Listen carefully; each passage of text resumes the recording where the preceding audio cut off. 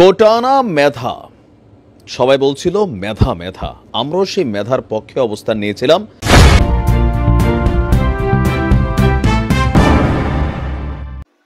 প্রিয় দর্শক, আসসালামু আলাইকুম। আপনারা যে যেখান থেকে দেখছেন প্রত্যেককে শুভেচ্ছা অভিনন্দন। দর্শক, আপনারা দেখছেন ইউটিউব চ্যানেল খবর টিভি। প্রিয় দর্শক, চ্যানেলে নতুন হয়ে থাকলে চ্যানেলটি সাবস্ক্রাইব করে পাশের বেল বাটনটি চেপে দিয়ে পাশে থাকুন, যাতে করে প্রতিনিয়ত আপডেট সব খবরগুলো আপনারা পেতে পারেন। দর্শক, কোটানা মেধা, এই কোটানা মেধা করতে করতে সরকার পতন ঘটিয়ে দিল, দেশটাকে তছনছ করে দিল। আজকে দেশটা জঙ্গিদের দখলে নিয়ে গেল। কোটার জায়গায় কোটা ঠিকই রয়ে গেল, মেধাবীরা হেরে গেল। দর্শক, মেডিকেল পরীক্ষায় 70 মার্ক পেয়েও তারা সরকারি মেডিকেল কলেজগুলোতে সুযোগ পাননি, আর কোটাধারীরা 40, 41, 42 পেয়ে তারা সুযোগ পেয়ে গেছে। তাহলে এই মেধাবীরা কি কারণে এই আন্দোলন করলো? তারা দীর্ঘ 2 মাস যাবত যে আন্দোলন করলো, লেখাপড়া সবকিছু ফেলে রেখে, এই আন্দোলনের পিছনে কি ছিল তারা একবারে সেটি খুঁজে দেখে নাই। যে তাদেরকে এই টুপি দিয়ে তাদেরকে ব্যবহার করে এই সরকারকে ফেলে দেবে, সেটি তারা বুঝতে পারে নাই। তাহলে তারা কেমন মেধাবী হলো? এখন এই মেধাবী দিয়ে বাংলাদেশ কি করবে? এখন মেধাবীরা কেন চোখের পানি ফেলছে? এখন মেধাবীরা আবার কেন মাঠে নামছে না?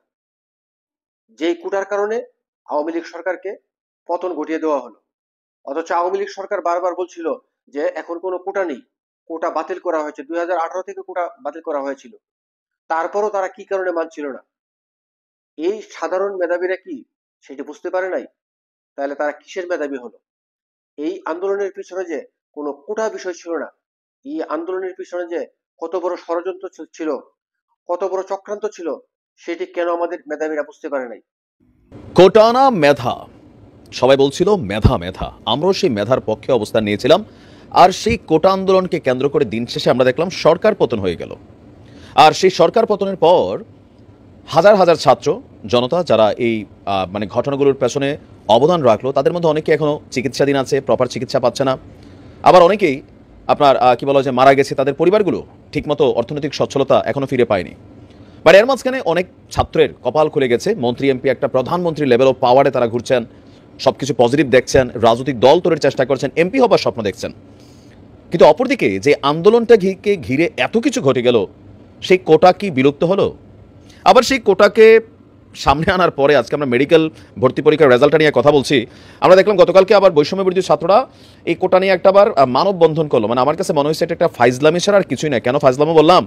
যে এই কোটা মেধা আন্দোলন থেকে সরকার পতন ঘটলো, এখন সরকারের তো এই মেধার লোকেরাই বৈশা আছে, তাই না?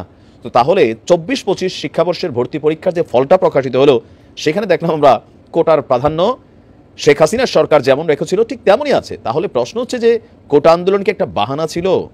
অনেকে প্রশ্ন তুলছেন, ছাত্ররাও ব্যাপক পরিমাণ ক্ষোভ প্রকাশ করেছেন। কারণ 70 নাম্বার মার্কস পেয়েও একজন মেডিকেল শিক্ষার্থী মেধার ভিত্তিতে সে চান্স পায়নি, কিন্তু কোটাতে 41 নাম্বার মার্ক পেয়েও কেউ কেউ ডাক্তারের সুবিধা পেয়ে যাচ্ছেন।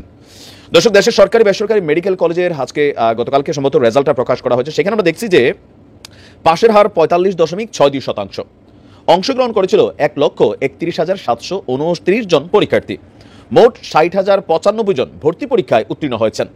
ফলাফল বিশ্লেষণে আমরা দেখছি যে 24-25 শিক্ষাবর্ষে এমবিবিএস ভর্তি পরীক্ষায় আপনার 100 নম্বরের মধ্যে 70 নম্বর পেয়েও সরকারি মেডিকেল কলেজে ভর্তির সুযোগ পাচ্ছেন না হাজার হাজার শিক্ষার্থী। অন্যদিকে ভর্তি পরীক্ষায় 41 থেকে 46 নম্বর পেয়েও আপনার 2.5 বিভিন্ন শিক্ষার্থী তারা বিভিন্ন মেডিকেল কলেজে ভর্তির সুযোগ পেতে যাচ্ছেন। মূলত মুক্তিযোদ্ধা কোটা সহ বিভিন্ন কোটা সংরক্ষণের কারণে অনেক বেশি নাম্বার পেয়েও বিপুল সংখ্যক শিক্ষার্থী সরকারি মেডিকেল কলেজে ভর্তির সুযোগ পাবেন না। এটা নিয়েই তো শেখ হাসিনা বলছিল যে মুক্তিযোদ্ধার নাতিরা কোটা পাবে নাকি, রাজাকারেররা পাবে। তখনই তো আওয়াজ উঠছিল, আমি কে তুমি কে, রাজাকার রাজাকার।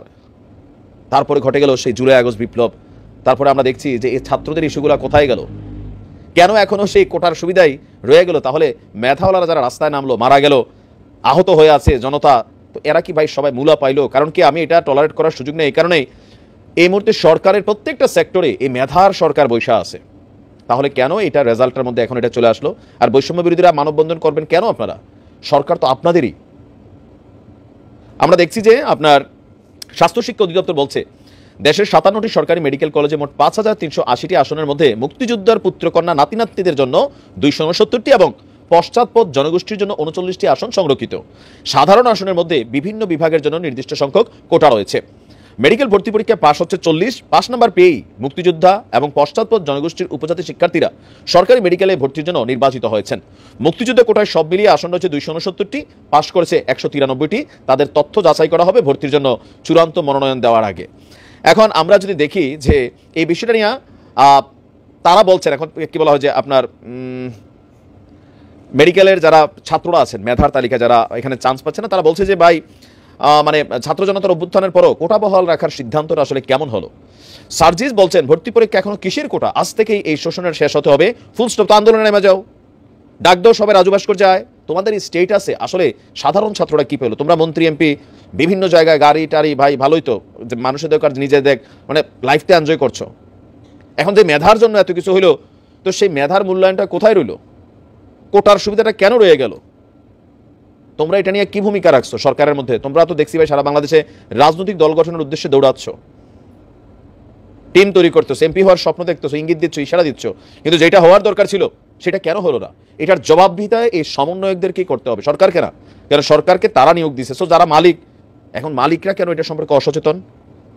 আমি বলছি যে ছাত্ররা, এই যে সমন্বয়করা, তারা এখন আর ছাত্র নাই কেউ, তো ছাত্রদের প্রতি ফিলিংসটা তাদের কতটুকু থাকবে সেটাও জানি না। তো তারা কিন্তু আসলে যত দিন যাচ্ছে ততই মানুষের কাছে